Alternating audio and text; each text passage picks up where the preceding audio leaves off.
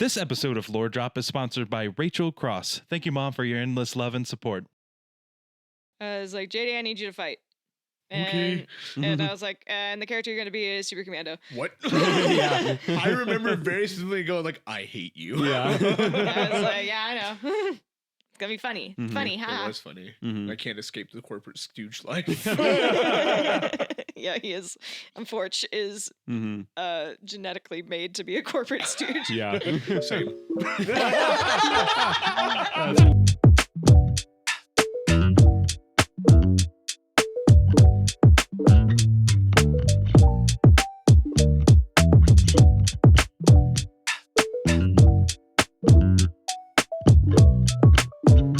Hello. Sorry. Hello. Welcome to More Drop a Reinvent podcast. Lovely start. I'm Abby, the executive director of Reinvent Productions. Listen, we've done enough of these episodes that we can start being chaotic with the intros. I am Ben, the creative and artistic director. And our third party member today is our friend JD, and I'm the vice chair. of what? Reinvent. Where's the Wow. chair at? I don't know. At work. Gotta cut crazy. that one. Yeah, no, JD is one of our board members, very dedicated member of our community. Also, as of the day of recording this, is getting ready to open Talent Squad Trust and Turmoil as Titus Imogen. By the time this episode comes out, that show will be closed and gone forever. And if you missed it, that's your own fault. Yep, it sure is. But the character that we're going to be talking about today is Super-Commando, which is a character that I kind of strong-armed Oh, no. JD into playing. Oh no, I never finished these notes. Oh gosh. Okay, we're gonna be riding by the seat of our pants. Oh. Buckle up, everyone. The chaos is chaos in Anyway, today. sorry. For Ordinary Heroes, Super-Commando showed up at the end of the show in Universe 1, which we will get to chat about later. But Super-Commando also is one of Titus's biggest ops in the tabletop This is of true. Talent Squad, and I thought it was funny to make JD play Super-Commando. Anyway, but we're going to be talking about this little guy, and by he is not a little guy, he is a majestic man. That is a big guy, yeah. But before we get too far into that, we must decide the most important part of the episode, which is what animated trio we are. And Evie, our makeup designer for Talent Squad Trust and Turmoil, has been staying at our house the last couple days. She's currently on the couch watching us record this episode. And she and I have been watching My Hero Academia Vigilantes, and she suggested that our trio be Knuckle Duster, Pop Step, and Koichi, aka the Crawler. And I am Knuckle Duster, which, if you have not seen that show, is a giant man who Very beats large. the crap out of people. Yeah. So just you. Yes. If you haven't seen me in real life, I'm a giant man. Ben is Pop Step because his hair is pink. Yeah. And JD is the Crawler because I often strong arm him into doing things that he doesn't want to do for the betterment of himself. And he can't Nice. argue with it. No. Anyway, but yeah, if you haven't seen My Hero Academia Vigilantes, go watch. Give it a watch. Go watch it right now. This is not sponsored. I wish it But was. Crunchyroll, if you're listening. If you're listening. Crunchyroll, please. We got some really cool stuff. I'd love to audition again. I'd love to audition. All Awesome. right. So this is a fun character today that we get to talk about. As in, he used to be a character that scared me profusely, still does. But also, he is a character that has shown up in the most universes in Reinvent. Mm-hmm. So we get to Yeah. talk about several different versions of him today. Yep. So Benjamin, tell us about Super-Commando. All right. So, Super-Commando is a human man who gained superpowers after being injected with the Alpha Serum. Some special abilities of him that he got from this Alpha Serum are that it gave him sort of akin to Captain America in Marvel. He has like the peak human physique, not like superhuman, but he is at that like top percent of like what a human is capable of in terms of like reaction, in terms of like physical strength and agility and stuff. But also his actual superpower is a like 0 second reaction time. and this is for any like brain neuroscience nerds out there, but it's like the time it takes from like a signal to get from neuron to body is genuinely instant. So like that reaction time for him, there is no delay whatsoever, and so that is his actual superpower, is being able to just process things immediately. And that is what makes him such a crazy, like, fighting threat. Notable allies of Super-Commando include Chairwoman Zalora Sitwellen, Demi Carter, DN Agent, Duplicator, and the Bounty Hunters Guild. And notable adversaries of Super-Commando include Malcolm Duncan, the Order of Heroes, the Queendom of Rondor, Project Alpha, and Cadence. Not a great sign when 4 of your biggest ops are entities. Yeah. Yep. Yeah. One including an entire country. Yes. Okay. An entire country. Okay. I guess the government of an entire country, but There we go. Yeah. The country is like a little blip. yeah, but You didn't put Titus down as a notable adversary. yeah, Yeah, we'll get there. Well. yeah. We'll get there when we get there. But I want to also clear we're talking about Universe 17 Super-Commando right now, which is where he made his first real-world appearance in the Dynamite campaign in year 2026. In real-world year 2021. Yeah, 2021. No, 2020. Oh yeah, no. Yeah. No, he was showing up during COVID. Yeah. Yeah, because it was Dr. Bren's first appearance was his as well. So Super-Commando appeared as a recurring antagonist aligned with Project Alpha throughout the Dynamite campaign. That was his major thing there. Major thing. The disappointment. But to go back chronologically and talk about Super-Commando before Dynamite, we'll talk about his origins with Project Alpha, which is that he was dropped off there as a baby. He was sort of left just abandoned as a child when he was very young and left with the chairwoman Zalora Sitwellen. And so he was sort of like raised in that system, like didn't have any family and was not like raised to think he was part of a family. They're like, nope, you are the chairwoman was very much like, nope, you are one of our experiments. You are one of the subjects here. But we will still. She was very like transparent with him about everything. Yeah. And so he's kind of emotionally detached because of a lot of that. Which is very interesting, comparing him and Demi, because they were growing up at the same time. Well, Demi was growing up. Yeah. Yeah. It's Anyway. crazy. Yeah. But yeah, so those are his origins with Project Alpha, sort of being like brought up as the idea with that his experiment at first was like, okay, let's take the nurture out of nature versus nurture as much as we can. Yeah. And that sort of turned him into just like, okay, he's very distant and detached from pretty much everything. And that is just because of his own stuff that he's got going on. But the next big thing for him is the Alpha Serum. In 2015, Chairwoman Sitwellen's big initiative with Project Alpha are the Alpha experiments. Which is the idea of creating superpowered humans from this concoction called the Alpha Serum. The idea is that it'll bring someone, whoever is injected with it, into their like peak human condition, and then we'll also give them some sort of power. And they don't know what happens, but this Alpha Serum is actually inspired by Red Notice. And we talk about that later on in the Project Alpha episode, so keep an eye out for that later this year. It'll make you feel gross. Yes. Project Alpha will do nothing wrong. So Neville is part of the first batch of 100 subjects to be injected with this, and one of 3 survivors. Wow. The other 97 die as a result of this. And so that the serum gives him that instant reaction time power of his. And so that is his big thing there in Universe 17. So the next time we see him is in Dynamite in Universe 17. And so we hop forward 11 years to 2026 with the arrival of Dravik arc. In this arc, Super-Commando is tasked with hunting down Dr. Joseph Bren, the other scientist who was in charge of the Alpha experiments post getting the serum injected into them. So Dr. Bren was the one cultivating and determining what the powers gained were. So Dr. Bren worked very closely with Super-Commando and with Demi.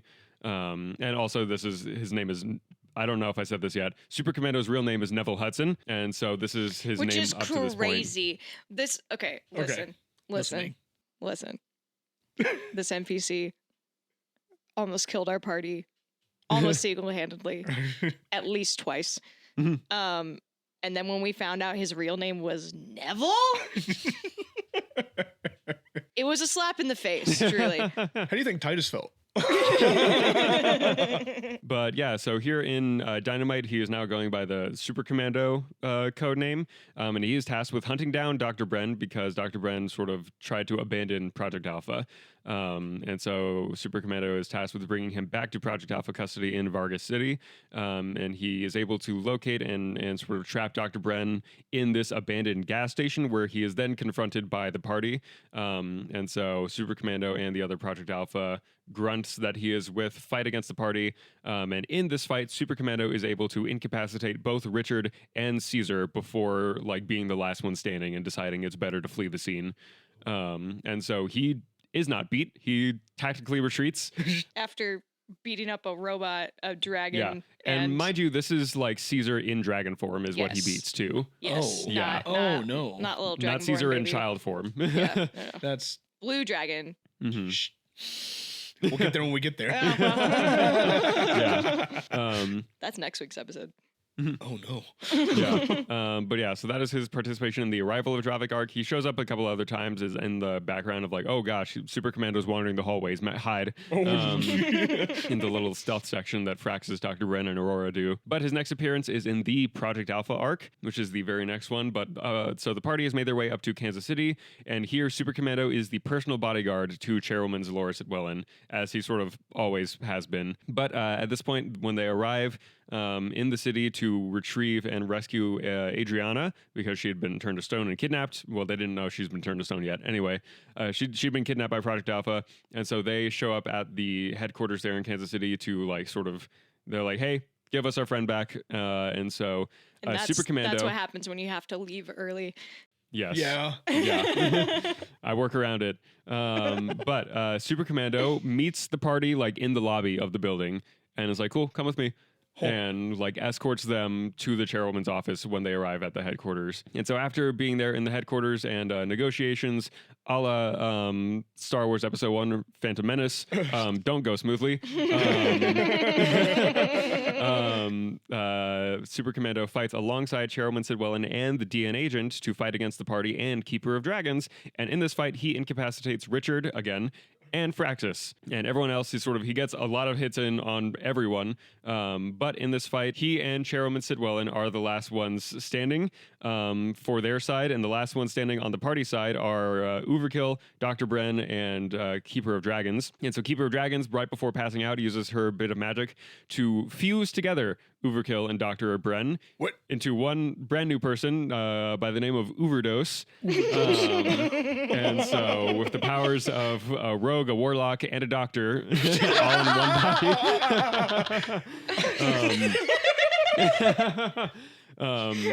Overdose is able to drive off Super-Commando and Chairwoman Sidwellin as they flee by jumping out of a window into a helicopter. That is the move that they both do. It's so cool. I don't know why, but in my head, like, and the power of a doctor, and the first thing I thought was pocket fin. I was like, what is going on? That's crazy. But notably, Super-Commando, one of the other things he's doing, because he just kind of gets bored sometimes, he loves to learn new fighting styles in between appearances. And so this is where he gets his signature Eskrima sticks. They are electrified, like Nightwing Eskrima sticks is what he uses here as well. Okay. And so his next appearance is in the Lady Legacy arc later in 2026. So Super-Commando, On my boat. yeah, Super-Commando is assigned. On my boat. No. So Jared, I didn't say anything. make good choices. I didn't say anything. So Super-Commando is assigned by Chairwoman Sidwellin to a strike force that is specifically created to defeat the party. And this strike force is led by Sir Malcolm Duncan of Rondor. And so this sort of strike force ambushes the Lady Legacy at sea while they're on their way to find the Wanderer. And so during this ambush, Super-Commando sort of leads the assault on the Lady Legacy's crew. And so he is there like on the deck fighting as the other like Project Alpha grunts and Rondor Knights are fighting the Lady Legacy crew here as well. And in this fight, he fights and incapacitates Richard again. Oh my gosh. Jim Chambers, he takes down Jim in this fight. And also almost defeats Severica Gryver before being called back to the Zephyr's Justice, which is Malcolm's airship. But this fight also gives Jim a fear of electrified weaponry. That's good to know. Yeah. Yeah. Why would you need to know that? The other thing is that in this fight, also Richard's morality processor gets damaged as well. Oh. So that is the party has to drops everything to get that fixed before moving on to anything else. Yeah, that's But the then we new lost edition, the funny voice. yeah, this is where the funny voice goes away. Ben wouldn't do the funny voice anymore. I was like, Cool. listen, mechanically, Richard went from chaotic good to lawful evil. And so I was like, what you get? Then they're like, they did the rolls. They were able to fix the processors. Like, cool. You don't get the voice back though. You What was need the consequences. This was the original Richard voice. Greetings, friends. Yeah. I'm Richard the Robot. And then it was just, hello, I'm Richard. Just a was normal man. so Yeah. sad. No, absolutely. Evie does not approve. Yeah. I was like, listen, consequences must be had. Anyway, He the new really wanted to kill the robot. the- we listen, wouldn't let it as you die. can see, Super-Commando has beaten Richard 3 times now. It's crazy. Yeah. Super-Commando is also equipped with a jetpack now. That is his new addition this time. And so the next arc that he shows up in is the Liberation of Rondor arc, again in 2026. It's a very packed year, this 2026. But Super-Commando is here, and he is waiting in the throne room during the Liberation alongside Chairwoman Sitwellen, DN Agent Malcolm, and King Festus Remington. One Screw of these that guy. things is not like the other. Yes. One of these things is an old man. Is the walker with tennis balls on it? So in this fight, Super-Commando, as the sort of last fight with the party versus these villains here, Super-Commando fights against the party and their crew, and so this is the party plus the officers of the Lady Legacy and some of the other like major Knights of Rondor that have like joined up with the party on their way back in. You don't salute knights.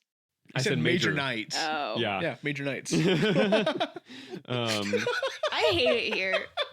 I want to go home. So we are home. I regret to inform you. in this fight, Super-Commando's got his highest count yet because he fights and incapacitates Kana Vandal, Jacob Crystal, Adriana Collarbone, Caesar Remington in dragon form, and Richard again. Richard's going through it, Yeah. man. Super-Commando sees Richard and says, It's on top site. priority. It is on site. Yeah. This stupid thing. I can't. Robot? No. I think it's just a game for him at this point. He's like, didn't I kill you? But yeah, and Kill in you this again. fight, Super-Commando is the actual last one standing for the villain side, because Jim killed Festus. Malcolm got teamed up on and demolished by the old Rondor Knights. Good. Legitimately, he was just in a corner getting wrecked. Good. He could not do anything. Good. He's having awful rolls. And the DN agent got taken down by pretty much like everyone worked together on that one. And the chairwoman was killed by Iron Sights and Overkill. Yep. Yeah. And so he is the last one here. And then this one, he teleports out. Oh my Little gosh. teleport device, which, yeah, JD remembers that from a different iteration of Super-Commando. He said, "Oh man, that little blue elf that I ran across a decade ago. I should, was a good I should idea. learn how to do that." But in this fight, Super-Commando has adopted the armor that is used by the forces of Dravik. And so it makes him even harder to hit mechanically with his AC. So this is the other thing of like, at this point, he was getting 3 attacks per turn. Oh Also- my gosh. Yeah. Also, okay, hold Okay, on. okay. We did not explain this at the beginning. Super-Commando started as an NPC. Yeah, Yeah. just a random, Like- here's an enemy stat block just pulled from base D&D stuff. Yeah. And this NPC in the gas station just like was having the best rolls ever, and we were like, what the heck is going on with this NPC? And I think somebody jokingly said It it's was like Ray. Ray said jokingly Super-Commando or something like Yeah. that. Stuck. He said Yeah, Super-Commando. Super-Commando. And then Ben clocked that Mm-hmm. and then kept bringing this NPC back. So like And he kept kicking y'all's butt. and like getting better and Yeah. so and like so I every intentionally built him to be incredible at fighting and very hard to beat because, like I've said before, this is my philosophy as a DM. When I eventually give the party enough like things to make them broken, I then take off the shackles and let the NPCs be broken in return. I see Because that. like Syndrome said in Incredibles, if everyone's super, no one is. Yep. So if everyone's broken, it's fair game. And so yeah, that's the thing of like Super-Commando shifted from like a stat block random enemy NPC to like a fighter class, like a player character level fighter abilities is what he was dealing with, and on top of that with the stats as he was with the alpha serum and everything. But so the next appearance that we get from Super Commando is in the Andromalic arc, and this is where we're going to take a quick detour to a different universe altogether, Whoa! because we're going to hop over to universe 16 now. Because that is the version of Super Commando that we get here. So over in Universe 16, this is called the Dark Future, and this is the neighboring universe to Universe 17. But in this universe, this is set 20 years. Like time is 20 years faster in this universe, and also all of the Children of Destiny are dead. Rest in peace, Titus. Yep. And so, yeah, to look at this universe, we look at the schism point, which is there in 2026, and it is on that attack on the Lady Legacy that Super Commando leads. In this universe, Super Commando kills Overkill, and from that happening, Overkill having been the warlock of Andromalic, Andromalic is able to burst out of his body and then start wreaking havoc on the Lady Legacy. Oh no! And so Andromalic clears house, and the only people left like alive, the only like major people left alive on the Lady Legacy after that are Sariel, Caesar, Richard, Kana, Jacob, and Super Commando. And, okay, well. and they're the only ones who like are left after Andromalic's like rampage there.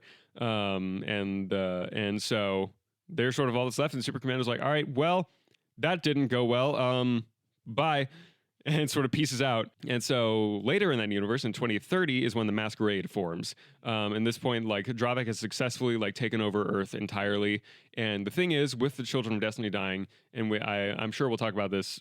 We're recording this before the Demi episode, but the Demi episode will come out before this one. Demi is one of the Children of Destiny. And so, with that said, Demi has also died in this series of events. And so the thing is that with that, Demi was sort of like the one of two reasons that Neville chooses to stay with Project Alpha. It's Demi and the Chairwoman. And so here in Universe 16, when Demi dies, he's like, cool, I actually don't think I want to stay here anymore. I'm good. I feel something. Yeah, and so he abandons them. It's called sad. Yeah. And so he joins up with the Masquerade when Sariel forms them in 2030. And at this point, he adopts the name of Alpha, sort of like fully embodying the Project Alpha and Alpha Experiments thing. And so he has also adapted that at this point in this timeline, he's gone to hand-to-hand fighting, and he is like specifically has catered his fighting style to be anti-magic. And so he focuses on like beating magic users and all of their skills and everything. And so in 2042, the Masquerade are able to figure out a way to travel to the past, quote unquote. They think it's the past. They don't know the whole universe thing yet. Yeah. And so they're like, cool, this is perfect. We can actually go back now. And so Kana is able to, in this universe, is able to manufacture what is actually a universe hopping portal. And so part of the crew of the Masquerade gets through before Dravik finds out where they are. And so Sariel and some of the others stick back to hold off Dravik, while Kana and her crew go back to the past to try and fix it and prevent this future from happening, a la the Cell Saga and Dragon Ball Z. Yeah. And so when they get back, they arrive, because time has moved forward here, they arrive after Rondor has been liberated. And they're immediately like, hang on, this never even happened in our timeline. So clearly something else happened in Universe 17 to get them off track of our timeline. Yeah. So then they're like, okay, well, now we don't know what's different here, but let's go find Aurora and figure out what's going on. And so the Kana and the Masquerade introduce themselves, and Alpha now chooses, he doesn't actually like take his, because all the Masquerade, like in the sort of like alien police state they live in, they all wear these like helmets and masks to stay concealed and covered. He doesn't take his helmet off. He's very much like, nope, I'm just going to hang on to this. I'm not going to reveal myself. I'm going to be here. It's like, cool, they don't need to know who I am. They know that utility is Kana and abnormality is Jacob. So that's all they needed to know. And so the Masquerade here then, so this version of Super Commando and now Alpha is the one who participates in the Andromalic arc. When the Masquerade goes with Lady Legacy to hunt down and kill Andromalic, because they're like, cool, if Overkill actually ever dies, your universe is screwed. because that will happen to him, or at least we think that's what will happen. And they have also seen this happen to other warlocks as well, where someone will die and then a demon will burst out from their body. To be a warlock in this universe, man. Yeah. And that doesn't happen with all of them. It's only like specific patrons have the ability to do that thing. Yeah. So what they do, the Masquerade goes with them to travel to Andromeda's island. And on that ship, Alpha approaches the party and says, "Hey, you guys still struggling with Super-Commando?" And they say, "Yeah, we sure are. Why?" And he says, I know a little something about him. So here, let me. So what he does is he says, "Here, fight me, and I will assess your skills and tell you how you can beat him." And they say, "Cool. How? Like what? You and who else?" He says, "No, all of you versus me." And so Alpha fights Aurora, Iron Sights, Severica, Adriana, Overkill, Richard, and Caesar at the same time. And so it's all of them fighting him. And we still got wrecked. They still got wrecked, and it was one that was like, they landed a hit, and then he was like, "Cool, You we're got done." one. Yeah, they landed one hit, and he was like, "Cool, you're done." Crazy. Awesome. And so at that point, and the players had already caught on to what was going on. So it's like, yeah, he takes off the helmet. And the thing is, for his appearance, Neville has like white hair and orange eyes. And so it's like they see that and they're like, "Oh, you're him." And he says, "Yeah, I am the Super-Commando of my universe." And he explains, he's like, "Cool, here's the drawback with my power. I can get overstimulated very easily because I process things instantly. So if I am getting too much stuff to process, it is very easy to get me to shut down." And so he gives them that tip. And that's when Aurora learned that the light cantrip can be really helpful if you can touch someone's helmet. Yeah. I'm glad Titus doesn't have a helmet anymore. And so that is his big like teaching moment with them. And then once they arrive at the island, Alpha stays out with the rest of the Masquerade while the party goes into Andromeda's mansion, and the Masquerade stays out and holds off this sort of like horde of demons and monsters that are coming to swarm them. And then on their way back, afterwards, when they go back to the Lady Legacy to find it in shambles, the Masquerades share the information that say, "Hey, so you know that mole on your ship that you've been looking for?" And they're like, "Yeah." They're like, "We didn't have a Lazarus in our timeline. What's up with that guy?" Oh no. And so yeah, that is what they share. And Lazarus is fine. He's okay in the end. We had to deal with that. Yeah, but they had to take care of it right there. That, yeah. But yeah, and so that is the Andromelic arc, and that is Alpha's participation there. But he sticks around. But there's another arc we have to talk about before the next one, which is the Project Alpha tournament arc. So afterwards, And this is back to OG. Yes, Neville. we're talking about normal Super-Commando now. Yeah, Universe 17. yeah. So here, the Stand actually ends up sending a ship to the Stand and the Smuggler send a ship to get the crew of Lady Legacy back, and so they can get the Lady Legacy repaired. But on their way back, they make a stop in Paradise, California, where they are approached by a representative of Project Alpha. Says, "Hey, you need to come with us to the Fallen Stars mobile headquarters." Because there's someone who wants to meet you, and it's the new central chairwoman, Clarissa Nault. Or she was one of the other chairwomen before, but she sort of like takes over Chairwoman Sitwellen's responsibilities as well. And so Chairwoman Nault decides, okay, I've got all of the Alpha experiments here with me now. So she's got Super-Commando, DNA Agent, and the rest of them. There's a lot that I'm not going to like rattle off all their names right now. That's fair. Some of the highlights are Viscous Man, Duplicator, True Mind, White Knight, Herald, Jurassic Titanic. You just said you wouldn't rattle. I know, I lied. I lied. But yeah, so all the Alpha experiments are here, and she's like, "Cool." She proposes a tournament. She says, "Here, let's fight in this sort of like one-on-one setting. If you guys are like best us, we will step out of this whole situation. We will stop supporting Dravik. We will stop interfering with you, and we'll call it done.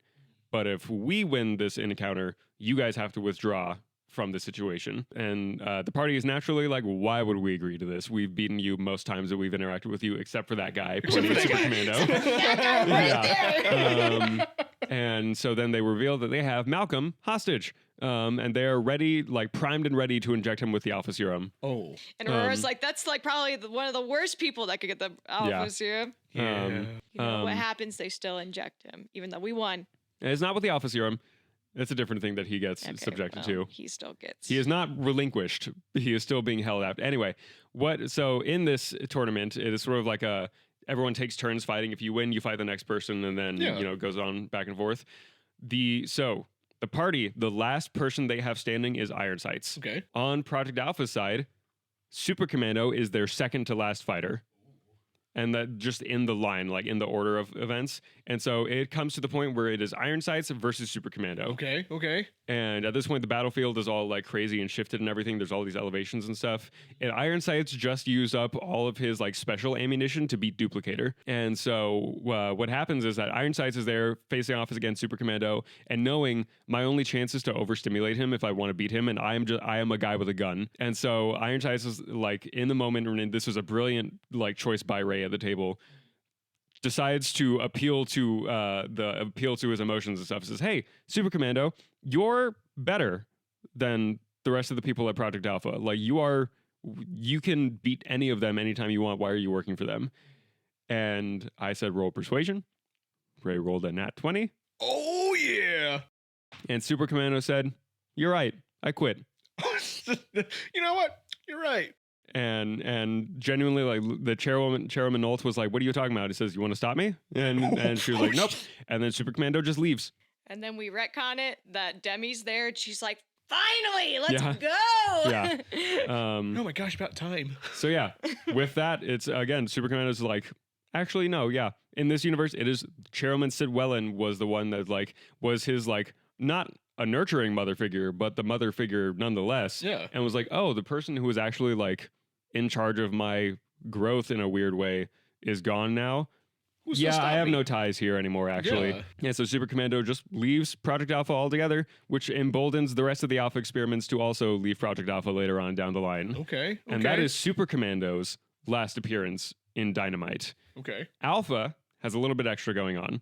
And so in the 8 Days War arc, Alpha is still around with the Masquerade. And the Masquerade is here like all over the place doing stuff. But the big thing is that in the final confrontation, on the Universe 16 side, Sariel in that universe is able to open the portal again and is able to get the rest of the Masquerade through the portal into Universe 17. Heck yeah. And so the Masquerade takes on the Emperor's like right hand like woman, and so they are fighting her while the party is fighting the Emperor. They are able to isolate those two majorly powerful NPCs, and that was a very well timed Deus Ex Machina draw. Yeah. But yeah, and so that is the Alpha's last contribution in Universe 17, and afterwards the Masquerade goes on back to their universe and says, "Okay, we know how to beat them now. And we're going to do our best." Deuces. And so now jumping back to Universe 17 or Super-Commando, after Dynamite, Neville decides it's time to find a new identity. And so around the year 2028, he joins the Bounty Hunters Guild and fully abandons the alias of Super-Commando. Says, "No, I'm leaving that behind me now. That is not who I am anymore." Just fights as Neville Hudson with the bounty hunters. And after quickly growing a reputation for executing missions like flawlessly, sort of as a joke and as a sort of not necessarily a joke, but it's sort of given the moniker of legendary by the bounty hunter community. And it's sort of like, as people refer to him, as like, "Oh no, that guy, you're screwed. Like, he's taking the job. Just give up now." Yeah, just turn yourself in. With that, he sort of is like, "All right, cool. I guess this is the name I go by now." So Legendary swears to himself after all the stuff in Dynamite to never take a job related to Project Alpha or the Rondo royal family ever, because it's just not worth the trouble. Understandable. It's just way too much hassle to deal with. So we jump forward a little bit to the year 2030. An accidental reunion happens as Legendary takes a job from a high-ranking government official to kill Andrew Blood. But in this, the part of the job was to meet the client at a neutral location, and this is at sea just south of Hungary, on this like abandoned like ghost ship type situation. And so Legendary goes out there, makes his way out there, and the government official that he meets is King Beauregard Remington. Crazy. And Beauregard, on his end, was just like, "I've heard there's this great bounty hunter named Legendary. I've been trying to get assassins to kill Andrew Blood for all this time, and it has not worked. So this is my last shot." And then they meet on this ghost ship, and they see each other. They're like, "You've got to be kidding me." And so you. And Yeah. Neville's like, "No." yeah, Legendary is like, "Okay, here's my personal rule. So No. And Beauregard's like, yep, nope, that makes sense. Awesome. We'll be on our way. Before they can actually part ways, though, they're ambushed by Cadence, because Cadence has been trying to find Legendary this for a while now. They're like, he's a major problem. Yeah, why? And so, and this is again one of my favorite tropes, two people who don't like each other are forced to team up to fight their way out of the situation, because Beauregard is a major government official for a sovereign nation. And so it's like, oh, this would look really bad for Rondor if he was seen here with a mercenary. Just a little bit. And so they have to fight their way past the Cadence agents to get back to their individual like transports that they used to get there. And they are able to do that successfully. But yeah, and the next time that Legendary shows up is in 2032 with the Trickshot and Rondor story. So we've talked about this in other episodes with Fortunato and Red Notice before their perspectives, but Legendary is hired by the Deck of Thieves to keep an eye on Fortunato and Red Notice, because they say, you know what? We're sending these two to do this like heist, but we don't necessarily think they thought of how they're going to get out of there. So can you take care of that for us, buddy? And by they mean more Fortunato, right? Yeah. Yeah. the singular they. Yeah, Red Notice can get out no problem, but Fortunato is too much of a wild card. Yeah, they figure it's like if it's just Red, it's fine. But they had seen those two up, and it's like, Yeah. Oh. And so Legendary's job is to exfiltrate them from that job in Rondor if they get into a tight spot, which they do. And so Legendary is able to pop in via his helicopter and is able to sort of get Fortunato and Red Notice out of there as they're fighting like Trickshot and Aurora and everyone. And so they're like, cool. And he is the only person who like knows Legendary was Super-Commando at this point is Beauregard. And he has not shared that information with anyone because, again, he didn't want to tell Aurora that he'd been hiring assassins on the side. Yeah. And so that one... So what you're saying is, all this time I've been like, I know it's Super-Commando. And Abby's been like, what? What makes you think that? I've been right? Yeah, I've been right. Yeah. Yeah, and I'm playing this now. So yeah, that is his involvement there. The next time he shows up is in Misfortune Favors the Bold in 2032, so 2 years later, where Fortunato is again doing a robbery and is encountered and beaten by the hero triplets of the Order of Heroes, and Legendary has to show up to save Fortunato again to get them out of that tight spot. And so Legendary shows up and like the triplets square up to him and he says, oh, that's cute. Whack, whack, whack. One shots all three of them. Oh my gosh. And it's like, cool. He's like, no, I'm not dealing with this. Come here, you weirdo. And like gets Fortunato out of there. why is it sticky? Yeah. And that is the most recent appearance of Neville in Universe 17. So we've talked about two of those universes so far. Okay. Now, we're gonna hop over. We're gonna take a quick detour first. Hop way back to Universe 1, which is the Ordinary Heroes universe. Okay. And in this universe, as we've said, so this makes this the actual last Ordinary Heroes episode. Yeah. that we have. So yeah, we were gonna do yours sooner, and then we were like, wait, let's save because this is a lost character for Talon Squad. Yeah. So I was like, okay, we'll come back around. So in this universe, Super-Commando is a character made by Wendell, which is inspired by one of Wendell's childhood friends. There's in the scene where his friends come over and one of them's like, I'm going to make a villain with lightning powers. I'm going to make one who shoots lasers. And the third one says, I'm going to make a villain. That villain is Super-Commando. What? And so Super-Commando shows up and in the end of the play in Volume 3, Issue 3, as this sort of like pseudo leader bounty, still in that like much more in the Legendary role than the Super-Commando role. But he shows up there at the end to take the Book of Secrets on behalf of Witch Doctor, and is sort of leading the villain group there as well. And wearing because like when you look at the other villains that have been featured in the show, like Lady Earthquake could be a leader, but she doesn't want to. Yeah, no. Fortunato, Booming Boxer, no. Sorry, Ryan. Yeah. So yeah, Super-Commando's there, and he's able to 1v2 Dr. Photon and Dark Fog. And is able to like go toe to toe with Brave, and again, it's one of those that she's not trying to win, so they fight to a draw. Yeah. And then the Super-Commando fights with the villains there at the end. So that's really the main difference that he has in that story, because he only shows up in that one scene, and so there's not a lot of like way that they dive into it. But his notable allies here are the Bard, Sleeper Agent, Fortunato, and Witch Doctor. Yeah. Notable adversaries are Brave, Dark Fog, Dr. Photon. Again, the like Book and Sneak aren't much of a concern for him. And it's really funny because in this scene, I think Super-Commando is the one with the most disdain for the heroes. Yeah. He's the one who spits out the ordinary hero, a bunch of ordinary heroes line. We're all like, that's the title of the show. Whoa. I had so much fun doing that. It was because great. I remember Liz walking up to me one day and she was like, you just keep getting closer and closer to my ear. And by the last performance, I was like, ordinary. Right up to her. Yes, and JD wore the only bit of Project Alpha Clothing that we will be ever produced. print. And it is hanging on my trophy wall. Insane. Yeah. An insane thing. We will never, ever, ever, ever, ever make Project Alpha merch. I have the only one in existence. Yeah. And it's not even the right colors. Crazy. Yeah. And so from there, we're going to talk about, and we will now break the record for the most number of universes talked about in a single episode. Woo! Previously, it was held by Richard and Sneak for 3 universes. Now it is Super-Commando, as we're going to talk about a 4th universe. And so 46. we're going to jump over to universe 46. Yeah. We're going to jump over to universe 46, which is the Talon Squad universe, or the Talon universe, I should say.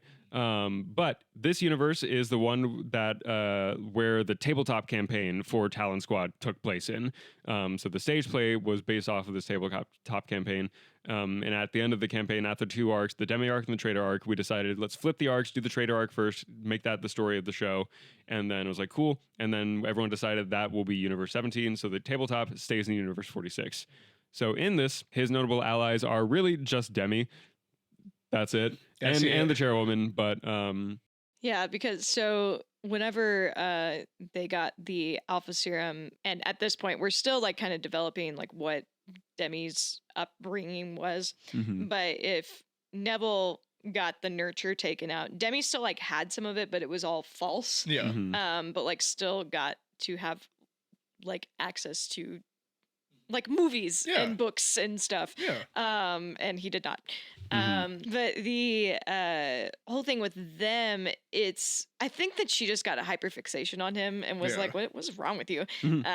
And being one of 3 survivors, and then they were one like, of them teleports away immediately. And so it's just these 2 left. Christina Porter is the one, she's gone. So it's just the 2 of them. They live in this giant house that was supposed to be for the other Alpha experiments, but it's just the 2 of them. With their dog. Yeah. With their dog Pepper. So, in this universe, and he doesn't go by Super-Commando, it's just Neville here. So Neville is part of the Demi arc. Talon Squad investigates a lead after Death Trap goes missing or escapes from containment at Cadence.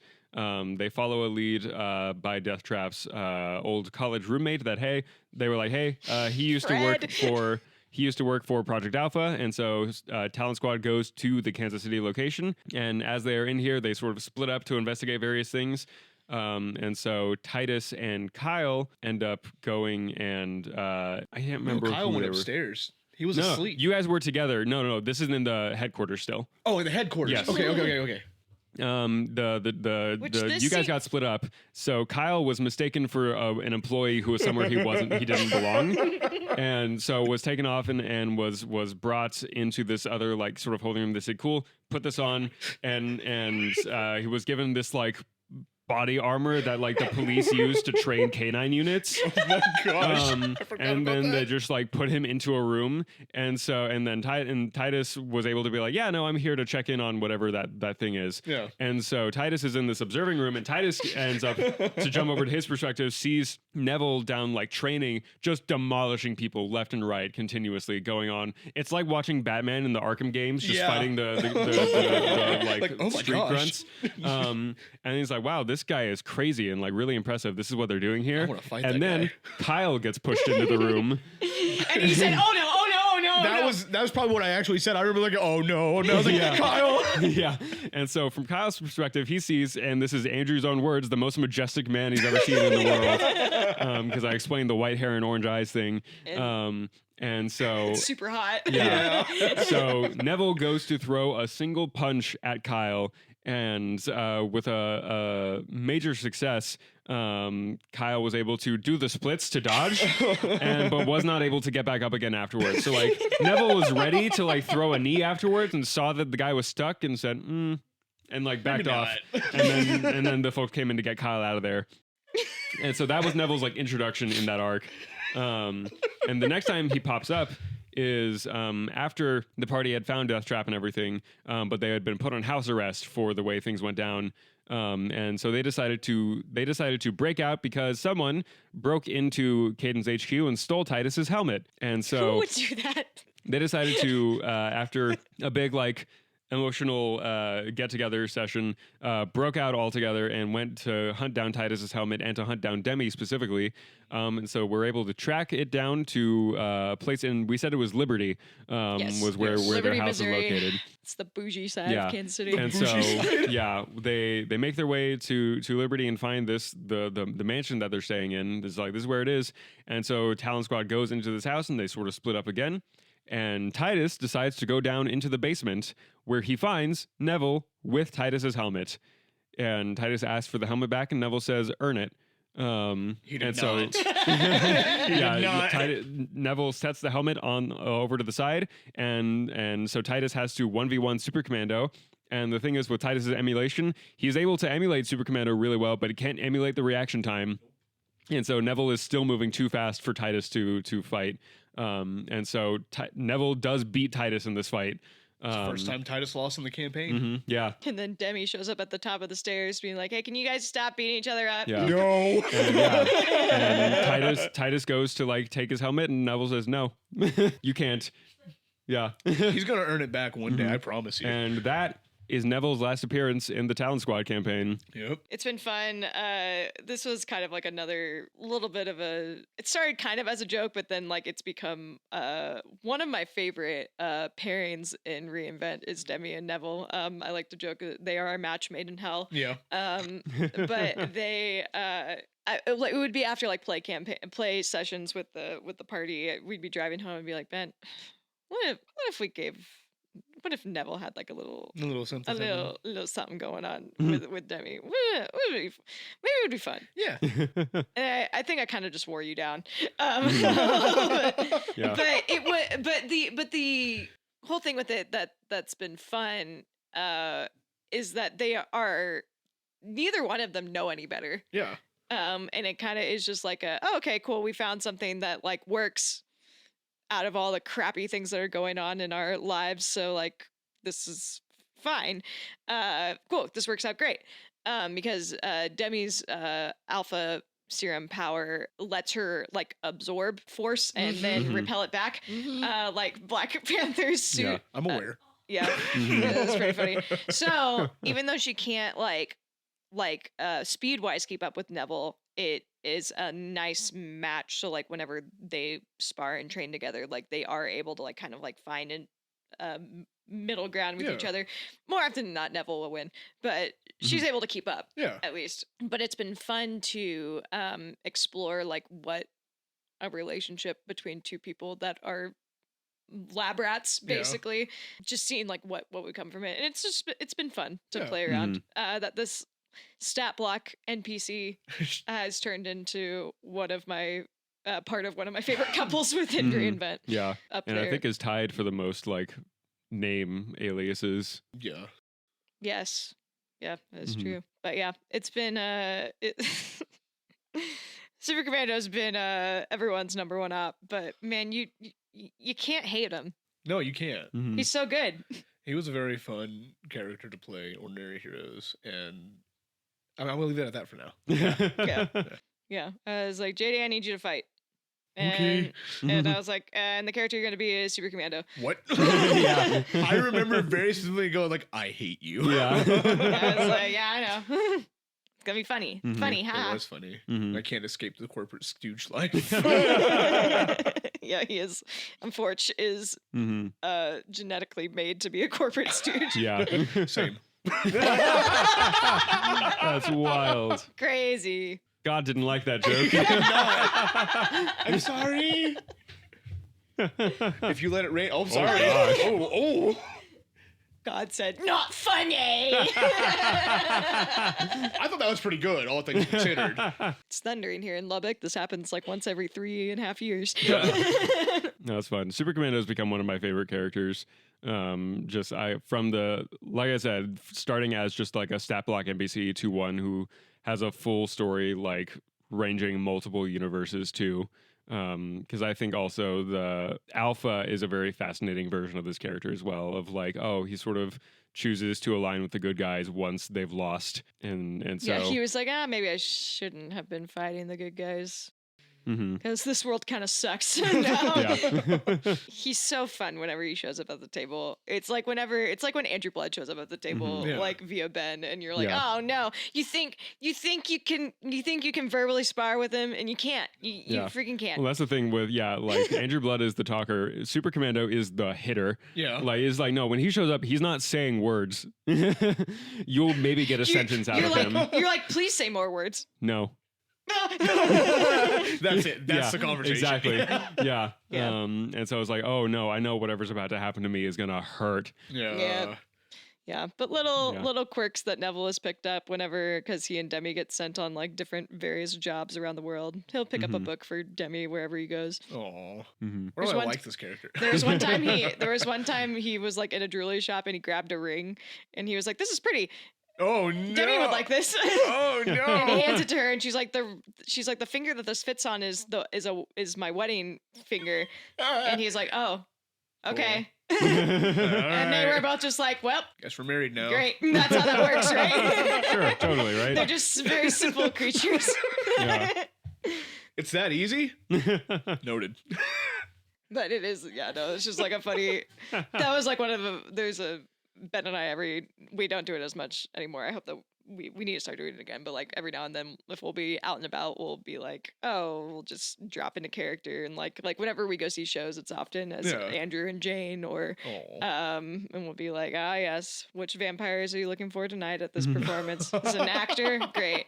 We can actually get to watch the whole show tonight. No. But, I think that the little ring thing, I think it was when we were on vacation with my family. I think it was Maybe. in Branson. I don't know. We were walking around Probably. the strip and just like coming up that I was like, yeah, that's totally a conversation that would happen because he just doesn't know. Yeah. He doesn't know. She does. She's like, okay. Okay. Yeah. And she's not gonna explain it. The only thing Neville knows is fight. Yeah. That's the thing. Like, he is the best fighter in Reinvent, Hands down. like bar none. Yeah. Yeah. It's like no one's beating him in a 1v1. It'd be so interesting to see him and Andrew fight though, Mhm. Yeah. because Andrew would cheat hmm and maybe find a way to win. Maybe if he's lucky. Yeah. I don't know. That's Man. the thing. I don't think Andrew chooses to fight Super Commando. He sees that guy and he's like, I'm done. I'm good, actually. I'm actually gonna go this way. Yeah. Oh, you're one of those alpha thing. Kind of Pass. Hard pass. Andrew knows. Andrew's smart enough. Yeah. He picks and chooses his battles. Yeah. Yeah. Now that you know more about Super Commando, do you like him more? Yes. No, His I face do. lies. Yeah, he can't see me, thankfully. But no, he grew on me because I remember sitting down in the campaign and we got to that moment and you know it was one of those things. I was having a bad day. I wasn't in it as much as I wanted to be, but I knew going into it, I was like, yeah, this is the fight Titus is meant to lose. Like I'm not gonna win this, and there was something about it. Like even though knowing I was going in to lose that fight, I still had fun with it. And there was something that actually like genuinely made my day better that day. Cause like, this was fun. It's like, I want to fight you again. It truly was. The role play with that was just so fun because I'm sure I talked about this in the Demi episode, but one of Demi's quirks is she loves ice cream. So she came home like kind of beaten up and bloody a little bit from everything, but she's like standing at the top of the stairs with like a cup from Sonic, and she's like, "What are you, Neville? Yeah. That's not. Well, why are you beating up the house guests?" Well, and this is something. So, like JD and I have talked about this a lot. The relationship between Super Commando and Titus is a very fascinating one to explore. And we talked about how, like, because this is why they're not listed as each other's adversaries or allies. Is that it's much like I would say something like Goku and Vegeta. Yeah. In a way. Because it's like for Super Commando, he would see Titus as like, oh, someone who can make fighting like fun, at least, because Super Commando's used to just one tap and it's done, right? If he wants to, or anything else is him playing around. But with Titus is like, oh, cool, this guy can actually like match my different fighting styles that I like to use, so I can mix it up mid fight if I want to, and it's not gonna end immediately. And I think even in that first encounter, there was a moment where you landed a hit. and in character, I was like, yeah, it felt like he let you land that hit. Yeah. To see how strong you were. Yeah. I remember you saying that, and I was like, I'm gonna kill this man. Yeah. So that's been a fun thing that we've been exploring too. Is the dynamic there? Yeah. Yeah, we have also made it canon that the helmet. Yeah, because that's the other thing. Super-Commando always wears a helmet. It's not just like the alpha version of him. Yeah. Yeah. What I found funny was, and I wrote the helmet for Titus for different reasons, Yeah. obviously. If you don't know, that sucks. Mhm. Anyway. Sucks to suck. Yeah, sucks to suck. should You're not go- on the in. What I found funny though, after learning more about Super-Commando, just like as I have up until this point, was I wrote Titus to be like this amazing fighter that doesn't get bested often. He does. Like he's just a Mhm. dude at the end of the day. Yeah. Currently. But he doesn't get bested often, but when he does, it's one of those things like he has to come back better and do better. Mhm. But he's also someone who, as time went on and as people, groomed him to be what he was, Mhm. he also started becoming a little more nonverbal as things went on. And it was funny to me that I wrote him this way as his character with his helmet. It's always on, Mhm. always looking for the fight, always punch first, ask later. And learning about Super-Commando, I was like, I had no idea who this character was. And it's funny that I mirrored Yeah. almost Mhm. not almost word for word, but mirrored pretty similarly to him. Yeah, and their like situations with like their like mentor figure are similar as well. Yeah. Well, and me being the antagonist of the first arc of the campaign, and me being an antagonist in a loving way to JD in real life. I was like, we're taking this character's helmet away. Mm-hmm. It's going away. Mm-hmm. Can't Yeah. have it. So we Not we allowed. yeah, we haven't explicitly said it, but there's absolutely some version of Super-Commando's helmet that may or may not be Titus's helmet originally. Yeah, somewhere out there. Somewhere, yeah. I do think. I feel like Alpha's helmet definitely is. I feel Yeah. like Alpha's helmet definitely is because Because Titus would also be dead in that universe. Yeah. Yeah, at that. And in 46, probably yes. Yeah. Because he still hasn't gotten it back. At this point, and this is just character growth for Titus, but for myself a little bit. At this point, Super-Commando can keep it. Like, Yeah. I don't need it. Mhm. I wonder if, because we're starting to figure out like how the demi arc works for Universe 17. I Yeah. wonder if that's how she like makes her intro to Titus. She's like, "Oh, this is really cool." Oh man, I have this? I really need you Mhm. to read what I have written because Oh, I think yeah. you're gonna like it. Mhm. Demi Yeah. is such a crucial player in that story right Mhm. now, but we'll get there when we get there. Yeah. I love her. I feel like in She's so Universe fun. 17, it's the legendary helmet is Titus's, Yeah. not the Super-Commando one. yeah. So because I do have two different versions of that helmet now. One Mhm. is more based off like what the actual Hero Forge helmets look like, Mhm. and the other one is like that Cadence Owl version of Yeah, the helmet. mhm. Which helmet do you think he has? Ooh. I'm imagining probably more so the Hero Forge helmet because I feel like the Owl one is definitely more aligned with that organization. Mm-hmm. Yeah. I don't know. I don't know. We'll figure it out one day. No, I have no strong preference right now. But yeah, because that's the other thing too, is that like that in other episodes that we referenced, like Super-Commando also changes his look depending on what's going on. So like Super-Commando is like the white and green armor, Yeah, and then Legendary is the black armor. I'm definitely excited at some point in time when we can get to it. I'm excited to explore that relationship more because it's like, again, they're not allies, but they're not adversaries. They're, Mhm. I don't want to say frenemies because Yeah. we're not there yet, but you Yeah. know. Yeah, it's rivals. It's rivals, Yeah. yeah. Mhm. Rivals. You know Jet from the Stage Comic classes? We were just talking about that. I Funny want, enough. I want Jet to play Neville Yeah. because I'm like, oh, this really fit looking guy. Oh, yeah. Who's a good mover. We were That's- literally talking about that on the way back up here. Yeah. I truly, I don't know if Jet listens to the podcast, but the first time I saw Jet show up to a class, I was like, that's Neville. That's Neville right there. Perfect. Good. But Jet's a cool guy. He's fun to fight. Yeah. That's our love language. It's fighting. Evie thinks it's funny. Before we end today's episode, JD, is there anything or anyone you want to give a shout out to? First and foremost, I want to give a shout out to my lovely, lovely girlfriend, Libby Denny. I love you so Aw. much. I can't wait to see you here in like 30 minutes as we're recording this. Yeah, she's on a plane. Yeah. And then I would also like to shout out our first audio drama coming out this summer. We said June 24th. Yes. Cataclysm, Children of Destiny Cataclysm, coming out Yeah. June 24th. I'm super excited for that. I'm super excited to see if you can figure out who I am in that. Yeah. And I had a blast doing that role, and I want to do more villain roles like that. Yeah. Oh, wait, cut that part. I want to know I'm the villain. It's all good. I want to do more roles like that. Children of Destiny Cataclysm will be released starting on June 24th and will come out every Wednesday. It's 6 episodes. The first episode is going to be a remastered version of the pilot, but we will have a link to the pilot in our show notes if you want to get a sneak peek of what's going on. This is a project that is being done with a cast that is an international cast. We have voice actors in Europe and someone One in who's Japan. and Yeah. Japan, but the person in Japan is from Australia. Yeah. So I choose to count this as a 4-continent thing. Yeah. So and we also have local Lubbock talent as well as other people from across the United States. So it's very exciting to have our first audio drama getting ready to come out.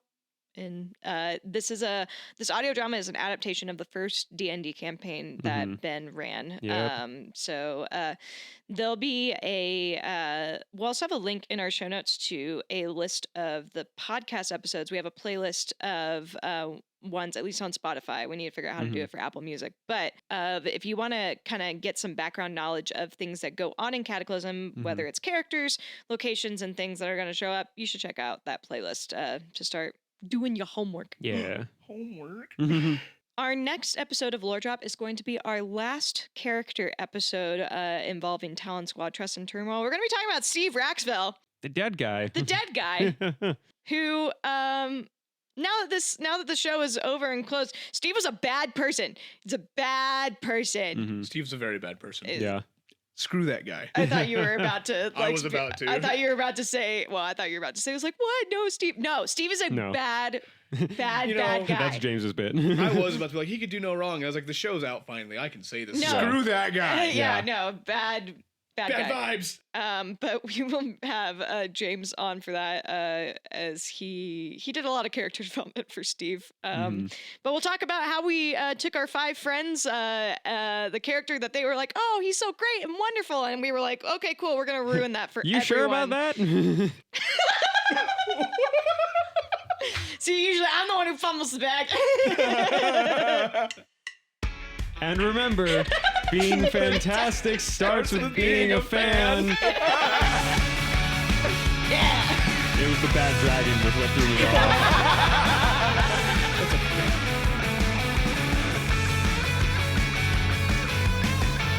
Reinvent Productions is proudly sponsored by 5 Points Corporation Lubbock and Savannah Rashida Photography, as well as our other wonderful community patrons. Our home base in Lubbock is Hollingsworth Hall Cultural Center at 4228 Boston Avenue. For more information on how to support our 501c3 organization, you can check out our website at www.reinvent-productions.com. To directly support our upcoming audio drama, you can become a Lore Drop sponsor. For just $10, you can sponsor an episode of this podcast.